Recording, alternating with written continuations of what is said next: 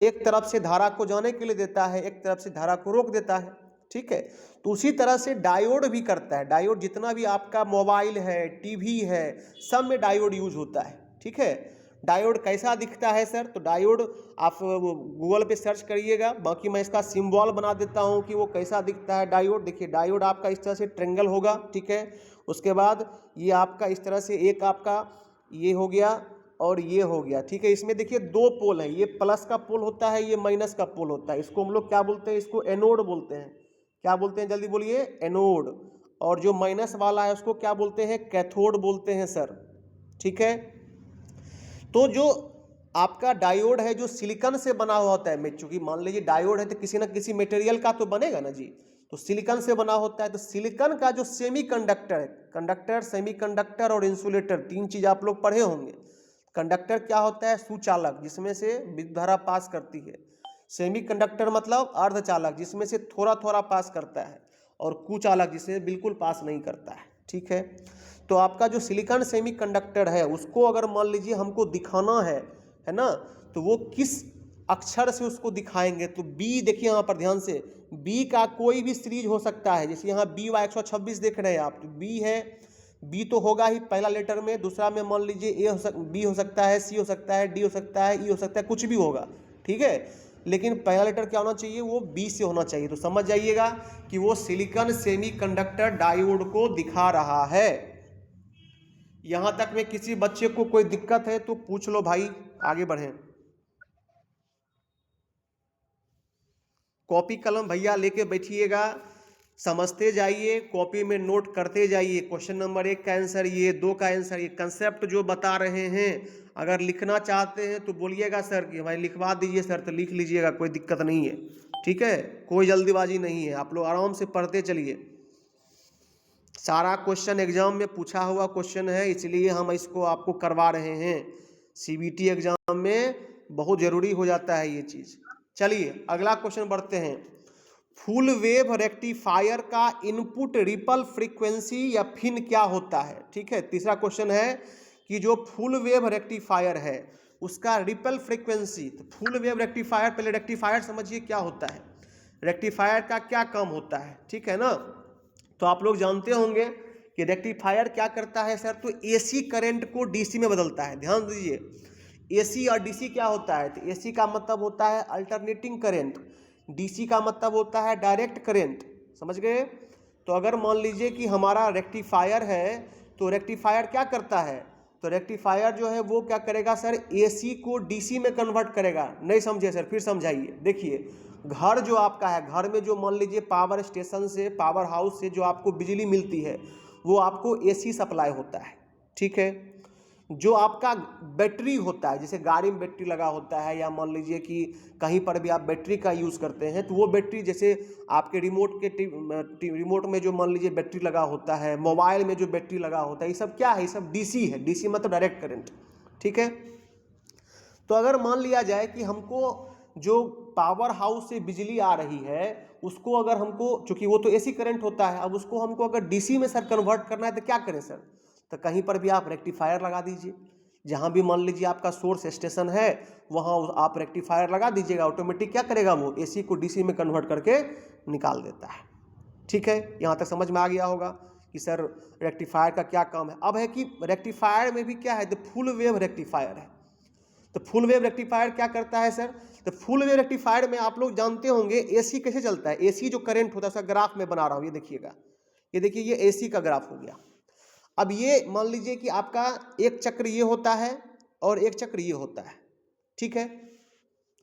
तो full wave rectifier क्या करता है कि इस पूरे चक्र को, ध्यान समझिएगा, फुल वेव रेक्टिफायर क्या करता है कि इस पूरे चक्र को, जितना भी मान लीजिए आप चक्र देख रहे हैं, ठीक है ना, जितना भी आपने ये चक्र देखा, यहां से चालू हुआ और यहां को गया, ठीक है। तो इसको क्या करता है? वो सीधा एक लाइन में कन्वर्ट कर देगा, बस ऐसा। समझ रहे बात को? कैसे होता है सर? अब देखिए, चूंकि यहां पर मान लीजिए एक ये है पोर्शन और एक इस पोर्शन, इस दोनों पोर्शन को कन्वर्ट करके सीधा लाइन में क्या करता है? ये फुल वेव रेक्टिफायर कन्वर्ट कर देता है, समझ गए। तो उसमें भी क्या है? तो उसमें भी आपसे पूछा है कि रिपेल फ्रीक्वेंसी उसका क्या होता है।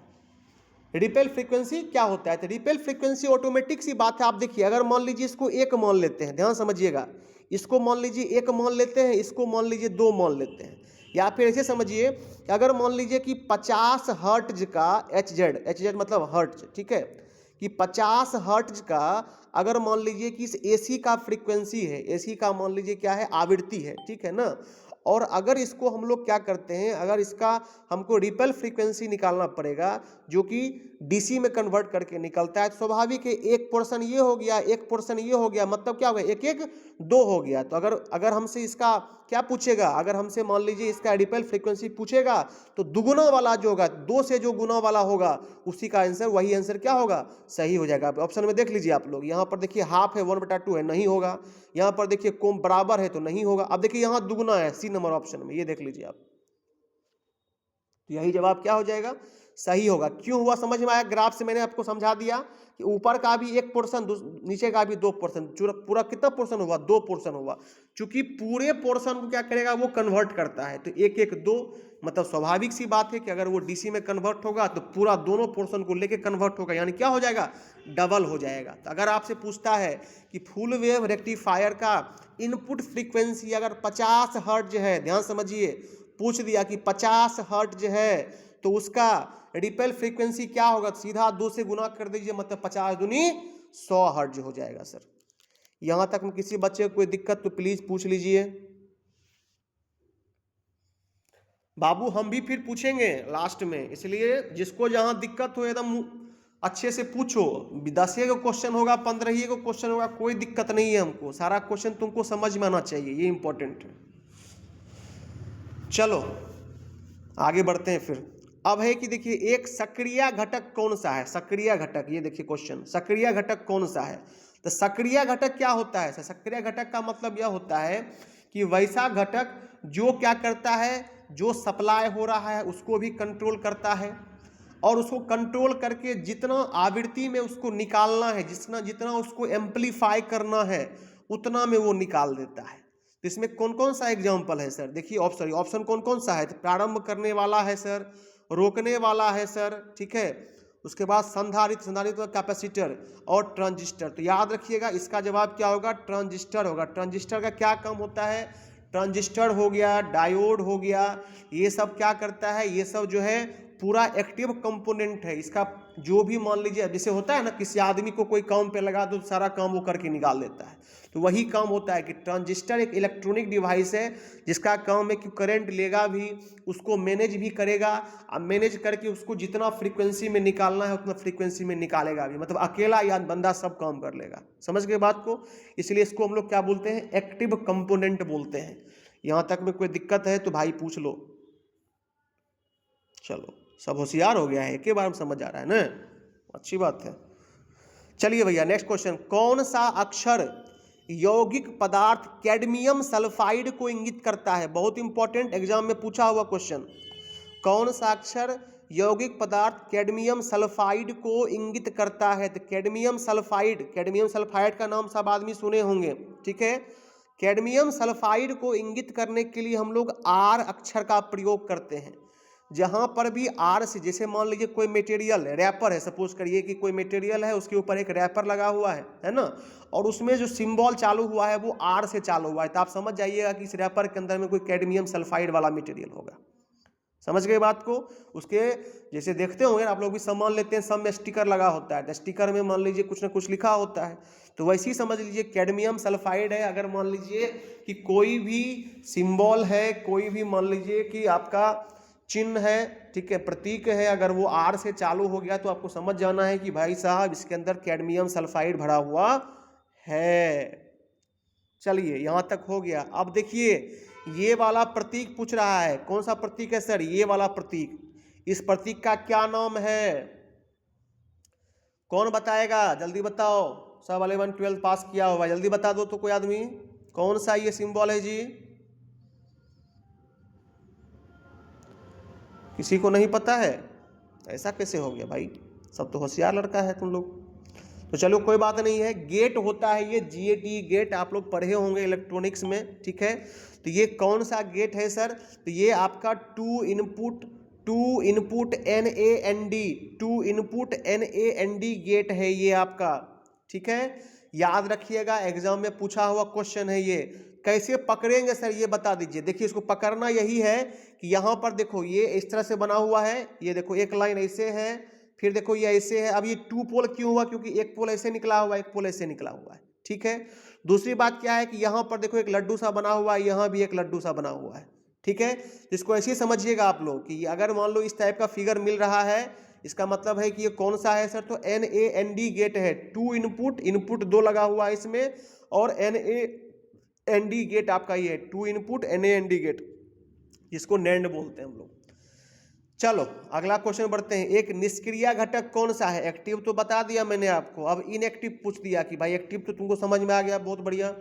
अब निष्क्रिय घटक बता दो। निष्क्रिय घटक क्या होता है? जो सिर्फ लेगा, इनपुट लेगा, लेकिन आउटपुट निकालने में भैया इसको बहुत दिक्कत है, इससे आउटपुट सही से कंट्रोल नहीं होता है, ठीक है ना।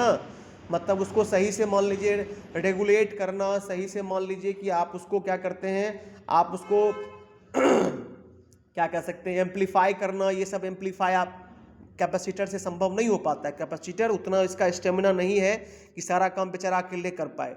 तो निष्क्रिय घटक कौन सा होगा सर? निष्क्रिय घटक आपका संधारित्र हो गया, यानी कि डी हो गया आपका सही आंसर। चलिए यहाँ से आगे बढ़ते हैं नेक्स्ट क्वेश्चन की तरफ। अब देखिए डिवाइस सिंबल का क्या नाम है? ये जो डिवाइस सिंबल आप देख रहे हैं, ये डिवाइस देख लो भाई, ये देखो डिवाइस सिंबल ये है, ठीक है। मैं जूम कर देता हूँ इसको आपको स्क्रीन पर, ये देख लो डिवाइस सिंबल। इसमें क्या है देखो तो, एक देखो डायोड जो है एक ऊपर के मुंह है, ये देखो डायोड एक ऊपर के मुंह है, और एक डायोड कैसे है सर? एक डायोड देखिए सर नीचे के मुंह है सर, ठीक है ना। इसका जो है क्या नाम है? एग्जाम में पूछा हुआ क्वेश्चन है बाबू ये। जितना भी फिगर वाला क्वेश्चन है बहुत ईमानदारी से आप लोग देखिए, ठीक है ना, ये क्वेश्चन बहुत एग्जाम में आएगा आपको। तो यहाँ पर देख लीजिए इस डिवाइस सिंबल का क्या नाम है? तो SCR है, IGBT है, डायक है और ट्रायक है। तो ये क्या है सर? डायक है। क्यों भाई? क्योंकि दो गो से डायोड लगा हुआ था, दो से दो होता है, दो से डायोड होता है। तो डायक जो है आप याद रखिएगा, वहां पर देखिए दो गो डायोड बना हुआ था, तो चूंकि यहाँ पर दो गो था इसलिए हम उसको डाय बोलेंगे, डायक, ठीक है ना। 3 रहता तो ट्रैक बोल देते। चलो यहां तक किसी बच्चे को कोई दिक्कत नहीं? दिक्कत होगा तो भैया हम पूछना चालू करेंगे, इसलिए किसी को दिक्कत हो तो प्लीज पूछिए। चलो बहुत अच्छे, सब होशियार लड़का है मेरा। आगे बढ़ जाते हैं। हेक्साडेसिमल प्रणाली में कितने वर्ण होते हैं? सब लोग कंप्यूटर पढ़े होंगे तो हमको लगता है कि बाइनरी डिजिट वगैरह पढ़े होंगे, है ना।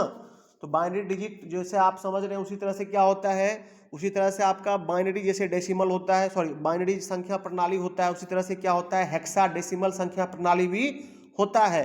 तो हेक्साडेसिमल प्रणाली में जो है कितने सर, कुल कितने वर्ण होते हैं, कुल कितने अक्षर होते हैं सर?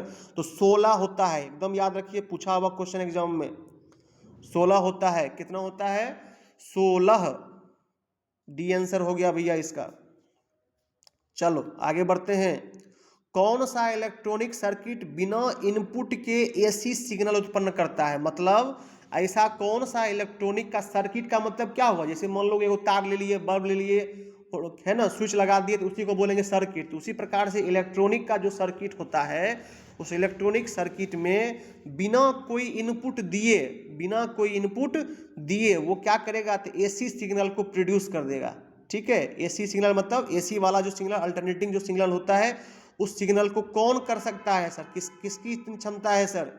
जो क्या कर सकता है? जो DC को AC में कन्वर्ट कर देता है। सिंपल समझिए, अभी मैंने आपको बताया था AC को DC में कन्वर्ट करने के लिए किसका यूज करते थे जी? रेक्टिफायर का यूज करते थे सर। अब क्या कर रहे हैं देख लीजिए, अब हम लोग DC से AC में जा रहे हैं। अगर DC करंट है उसको AC में कन्वर्ट करवा देना है सर, तो किसका यूज करेंगे सर? तो ऑसिलेटर का यूज होता है। किसका यूज होता है? ऑसिलेटर का। हिंदी में क्या बोलते हैं जी इसको? दोलन सर्किट बोलते हैं, याद रखिए। दोनों इंपॉर्टेंट है और इसको अच्छे समझिए। अगर मान लीजिए कि AC से DC में जाना है तो ऑसिलेटर, DC से AC में जाना है तो रेक्टिफायर। लगा दीजिए, देखिए आपका ऑटोमेटिक कन्वर्ट होकर के निकलेगा। ठीक है, तो एग्जाम में अगर क्वेश्चन पूछ रहा है आपसे कि भाई बिना इनपुट के एसी सिग्नल कौन प्रोड्यूस करेगा, उत्पन्न करेगा, तो क्या करता है, कौन करता है सर, तो ऑसिलेटर करता है सर। चलो आगे बढ़ते हैं। कौन सा उपकरण मापे हुए या परीक्षित मात्रा का एक दृश्य प्रतिनिधित्व प्रदान करता है? बड़ा देखिए अच्छा है। कौन सा उपकरण मापे हुए या परीक्षित मात्रा का एक दृश्य या प्रतिनिधित्व प्रदान करता है? देखिए अब जैसे मान लीजिए कि कोई भी सर्किट है, उसमें वोल्टेज कितना आ रहा है, करंट कितना आ रहा है ना, तो ये सब अगर हमको पता करना है तो पता करने के लिए जो है अगर उसको एक समझिए ग्राफ के रूप में दिखाएं, ग्राफ सब आदमी 10वां में पढ़े होंगे ग्राफ, तो उसको अगर ग्राफ के रूप में दिखाना है तो कौन सा ऐसा डिवाइस लगा दें जो हमको बताए कि देखिए वोल्टेज आपका इस तरह से ऊपर जा रहा है, ऐसे नीचे जा रहा है, या फिर करंट देखिए आपका ऐसे जा रहा है, ऐसे जा रहा है, तो ग्राफ के रूप में चित्र बना करके बढ़िया से हमको दिखा दे, तो हम उसके लिए किसका यूज करेंगे सर? तो उसके लिए हम लोग कैथोड रे ऑसिलोस्कोप का यूज करेंगे। किसका यूज करेंगे बोलिए? कैथोड रे ऑसिलोस्कोप यूज करें। उसमें क्या होगा कि जो भी मान लीजिए हमारा वोल्टेज है, हमारा करंट है, पोटेंशियल डिफरेंस है, या जो भी चीजें उसके अंदर बन रही हैं, इस thing will be clearly shown with the help of a graph. जो क्या होगा, एक ग्राफ के माध्यम से हमारा शो हो जाएगा सर। चलिए आगे बढ़ जाते हैं। नेक्स्ट क्वेश्चन, एम्पलीफायर का क्या काम है? एम्पलीफायर सब पढ़ा होगा, एम्पलीफायर का यूज हमको लगता है सब बच्चा करता होगा। क्या होता है सर एम्पलीफायर? तो एम्पलीफायर, अच्छा आप लोग कौन कौन बच्चा है जो मान लो कि गाना सुनता है, सो बता दो, जल्दी बोलो। तो कोई आदमी गाना सुनता है कि नहीं सुनता है, कि सब बिना गाने रहता है? जी सर, सुनता है गाना। जी जी जी सर। अच्छा ठीक है, और एक को सुनता है? तुम ही सुनता है कि और कोई सुनता है जी? और कोई बच्चा सुनता है? सबके पास फोन नहीं है सर। अच्छा सही बात है भाई, सबके पास फोन नहीं है ना, तो फोन नहीं है फिर भी गाना तो सुन ही लेता होगा कहीं ना कहीं से। अच्छा आप ही सोचो कि हम लोग जो है क्या करते हैं, अपने मोबाइल का वॉल्यूम वाला बटन बढ़ाते हैं तो साउंड बढ़ जाता है, अब वॉल्यूम वाला बटन से इसको घटाते हैं तो साउंड क्या होता है, घट जाता है। कभी सोचे हैं ऐसा क्यों होता होगा? कुछ ना Incoming call from Manjesh G identified by Truecaller. लगा हुआ होगा तभी ऐसा होता होगा। तो देखिए वही चीज मैं बता रहा हूँ कि जैसे इनपुट छोटा लेगा, जैसे मान लीजिए कि आपके मोबाइल में जो स्पीकर लगा हुआ है, उस स्पीकर में क्या है, उसका इनपुट मान लीजिए जो भी गाना बजता होगा उस हिसाब से अपना छोटा मोटा इनपुट लेता है। इनपुट उसके आउटपुट को बहुत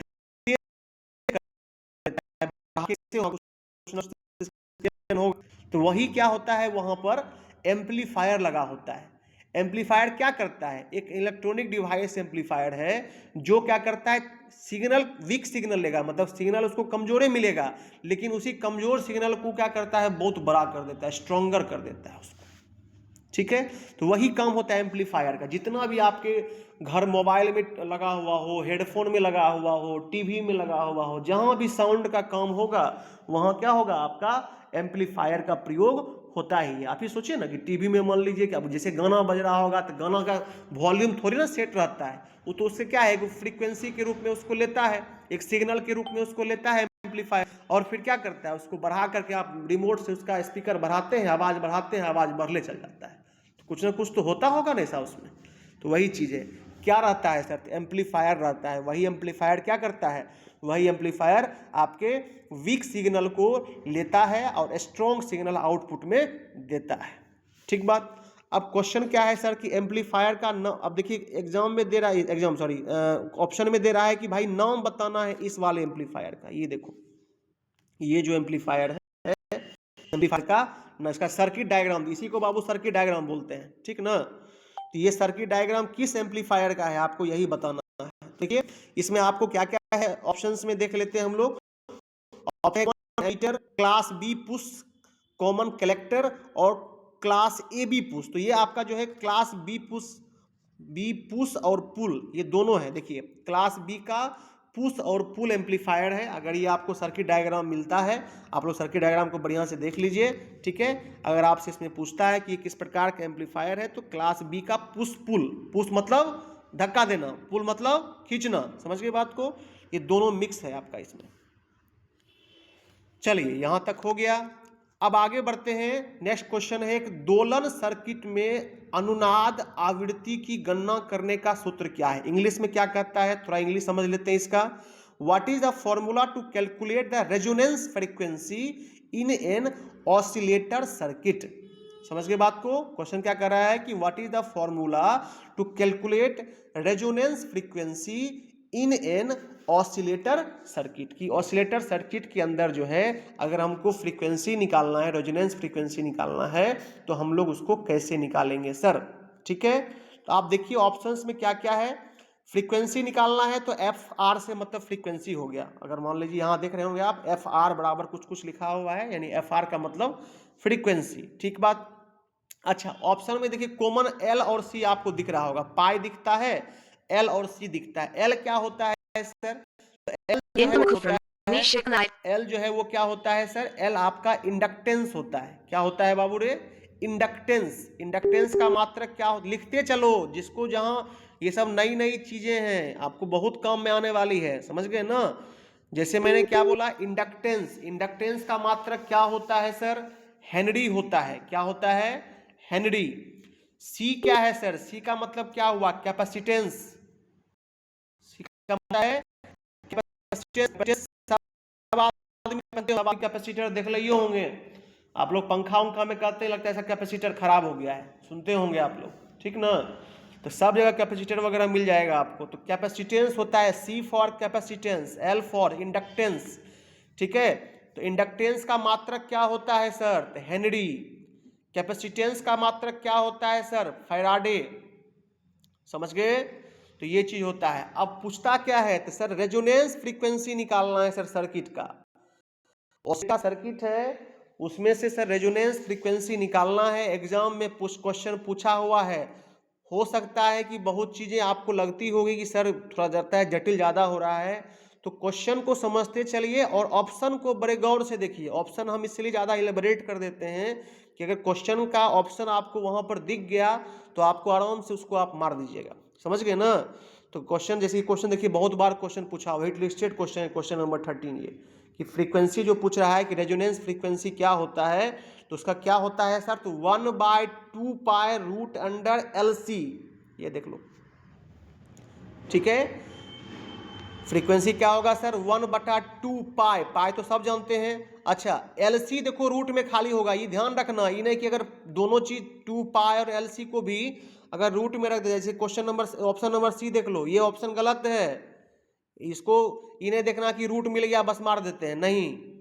1/2 पाई रहेगा रूट के बाहर, एल सी रहेगा अंदर, ठीक ना, तब इसको मारना, नहीं तो फिर गलती हो जाएगा सब, ठीक है। तो याद रखना इसको। क्या भाई, अगर हमसे पूछता है कि रेजोनेंस फ्रीक्वेंसी हिंदी में क्या पूछेगा? आवृत्ति की गणना करना है। ऑप्शन एकदम याद रखो, ऑप्शन में 1/2 pi root under L C मिल जाएगा, मार देना खट। चल अगला बढ़ते हैं। नेक्स्ट क्वेश्चन क्या है सर? सिलिकॉन ट्रांजिस्टर के संचालन के लिए बेस एमीटर जंक्शन में न्यूनतम वोल्टेज की आवश्यकता क्या होगी? मतलब कोई ट्रांजिस्टर है, वो ट्रांजिस्टर क्या होता है जी? ट्रांजिस्टर होता है जो इलेक्ट्रॉनिक सिग्नल को क्या करता है? एम्पलीफाई करने में या स्विच करने का काम करता है। मतलब छोटे इनपुट सिग्नल्स को बड़े आउटपुट सिग्नल में कन्वर्ट कर देता है। कौन? ट्रांजिस्टर, ठीक है। ट्रांजिस्टर सर, अब ट्रांजिस्टर वगैरह सब कहाँ कहाँ यूज होता है? इलेक्ट्रॉनिक डिवाइसेज, रेडियो में सुनते होंगे आप लोग, सब जगह ट्रांजिस्टर यूज होता था, ठीक है। अब ये क्वेश्चन में क्या कर रहा है कि ट्रांजिस्टर का संचालन करना है तो वोल्टेज कितना चाहिए सिलिकॉन के ट्रांजिस्टर के लिए?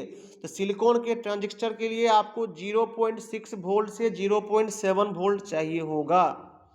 0 ऑप्शन देख लीजिए, बिल्कुल आंसर सही है, option number C right answer है, ठीक है आपका, कि 0.6 वोल्ट से 0.7 वोल्ट के बीच में आपका जो है न्यूनतम वोल्टेज होना चाहिए। किस चीज के लिए? अगर सिलिकॉन के ट्रांजिस्टर का संचालन करना है तब। चलो यहां तक सबको समझ में आ गया? किसी बच्चे को कोई दिक्कत हो तो प्लीज पूछो। सब आ गया है। अच्छा, तो इसके बाद हम पूछेंगे, 10 मिनट और पढ़ाते हैं, फिर हम पूछना चालू करेंगे। उस समय देखना सब भागना लगेगा तुरंत ग्रुप से। चलो आगे बढ़ते हैं। क्वेश्चन देखो क्या कहता है। क्रमशः 4 रंग बैंड लाल, बैगनी, नारंगी, सोने के साथ प्रतिरोध का न्यूनतम और अधिकतम मान क्या है। क्रमशः देखिए 4 रंग का जो है आपका बैंड है। आप देखिए प्रतिरोध जब आप पढ़े होंगे तो प्रतिरोध अलग अलग कलर में मिलता है, ठीक है। कोई लाल रंग का होगा, कोई बैंगनी रंग का होगा, कोई नारंगी रंग का मिलता है, कोई सोने रंग का मिलता है। तो उसका न्यूनतम और अधिकतम मान पूछता है क्या होगा, कि मिनिमम रेंज और मैक्सिमम रेंज बता दीजिए उसका कि क्या होगा। तो उसका याद रखना है आपको।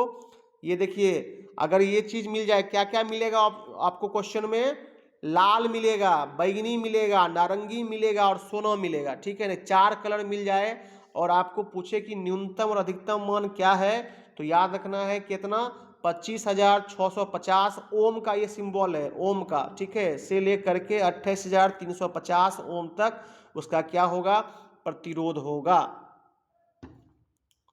ठीक है। आपका देखिए कुल मिलाकर के आपका क्वेश्चन संख्या 15 गो, 1 से लेकर 15 तक मैंने आपको कंप्लीट कराया। अब आगे बढ़ते हैं। यहां तक में किसी बच्चे को कोई दिक्कत हो तो पूछिए। चलिए कोई बात नहीं है, बहुत अच्छे। चल अब अगला क्वेश्चन क्या कहता है सर। अगला क्वेश्चन कहता है कि सिलिकॉन सामग्री में रोधिका वोल्टेज का क्या कारण है। मतलब सिलिकॉन की जो सामग्री होती है उसमें जो आपका वोल्टेज रेसिस्टेंस होता है। ये देखिए क्वेश्चन क्या लिखता है इंग्लिश में, what is the reason for barrier voltage is more in silicon material. कि सिलिकॉन मटेरियल में ज़्यादा बैरियर वोल्टेज क्यों। जितना भी देखिए सेमीकंडक्टर, जितना आपका इलेक्ट्रॉनिक का डिवाइस होगा, मैक्सिमम चीज़ आपको सिलिकॉन का ही बना होता है। जबकि मान लीजिए अर्धचालक में सिलिकॉन है, जर्मेनियम है और भी है अर्धचालक के अंदर, लेकिन ज़्यादा सिलिकॉन का ही प्रयोग होता है। कहिए सर काहे ऐसा होता है, कुछ ना कुछ कारण तो होगा कि सब आदमी सिलिकॉन काहे खोजता है ना। तो सिलिकॉन को इसलिए खोजता है क्योंकि सिलिकॉन जो है उसका क्या होता है, उसका बैरियर वोल्टेज जो होता है वो क्या होता है, वो आपका ज़्यादा होता है। समझ गए बात को।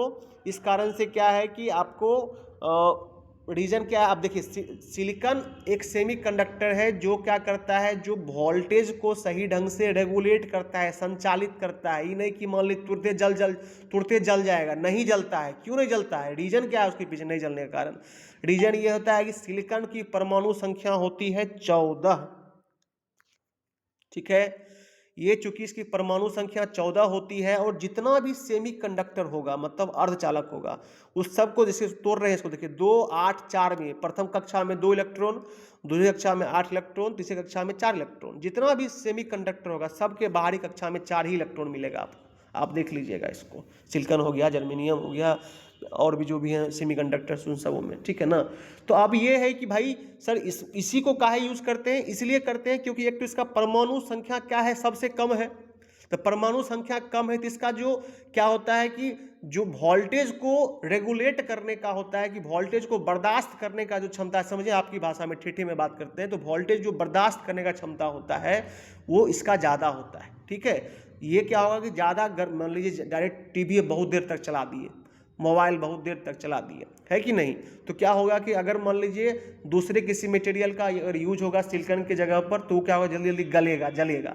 लेकिन वही क्या होगा, सिलिकॉन का यूज होगा तो क्या होगा कि वो ज़्यादा समय तक चलेगा। क्यों भाई, क्योंकि बर्दाश्त कर सकता है, टॉलरेट करने की क्षमता इसके पास ज़्यादा है, यही कारण है। समझ गए।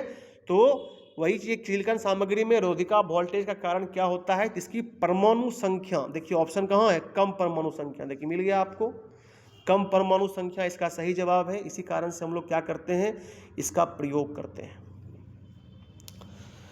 चलिए अगला क्वेश्चन समझते हैं। रिवर्स बायस्ड डायोड में चौड़ी बाधा के क्या कारण हैं। Reverse biased diode, reverse biased diode का मतलब क्या है। देखिए रिवर्स बायस्ड का मतलब यह होता है कि जो क्या है, जिसमें सिग्नल जो होगा वो उधर से भी जाएगा, उधर से मतलब इनपुट भी जाएगा, आउटपुट भी आ सकता है, दोनों चीज़ें आ सकती है।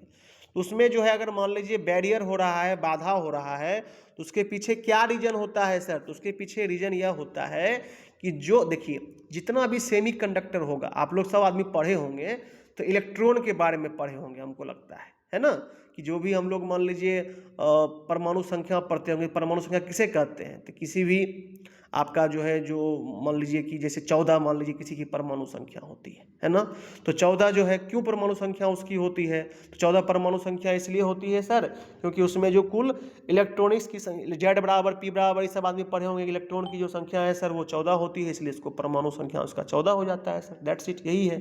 तो कंसेप्ट ये है कि इलेक्ट्रॉन की संख्या 14 हुई तो परमाणु संख्या भी 14 हुआ।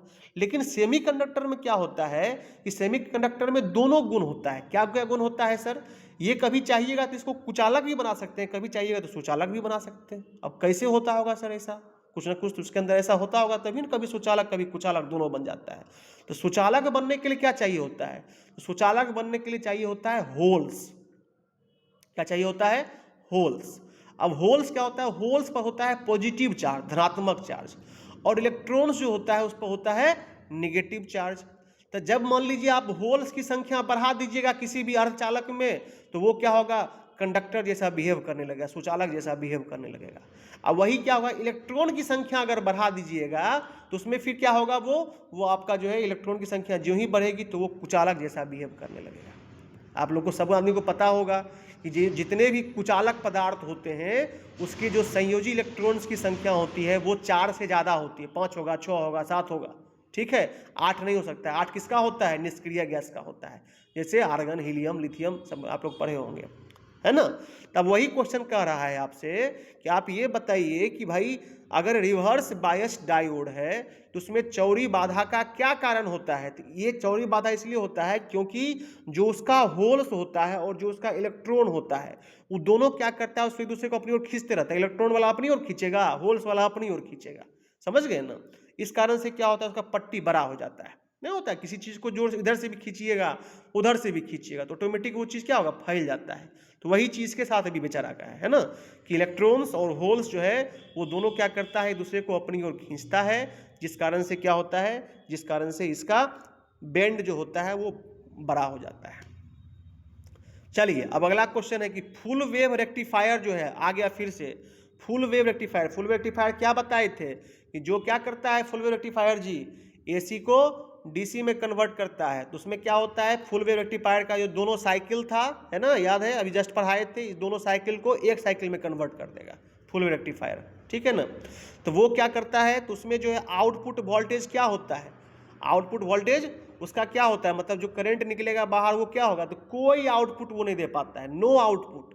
ध्यान रखिए इसका, अगर एग्जाम में क्वेश्चन पूछेगा कि फुल वेव रेक्टिफायर सर्किट में क्यों भाई, क्योंकि एक लाइन मिल गया जी, नहीं समझे, देखिए इस तरह से एक लाइन मिल जाता है इससे, तो क्या उसका आउटपुट होगा, कुछ नहीं, जीरो। तो इसमें निर्गत नहीं होता है। समझ गए बात को, याद रखना है कि फुल वेव रेक्टिफायर का अगर आउटपुट पूछेगा तो बता देना है कि सर निर्गत नहीं होता है एक लाइन में।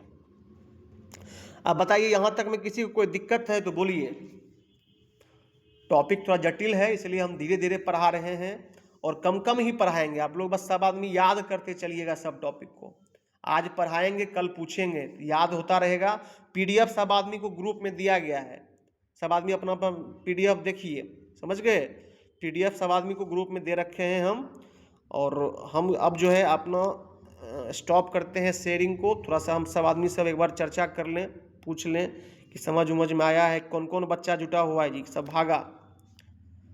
सुजीत है, और कौन कौन है, रोशन है, करमजीत है, और कौन कौन है जी, एक बार माइक ऑन करो सब आदमी अपना अपना।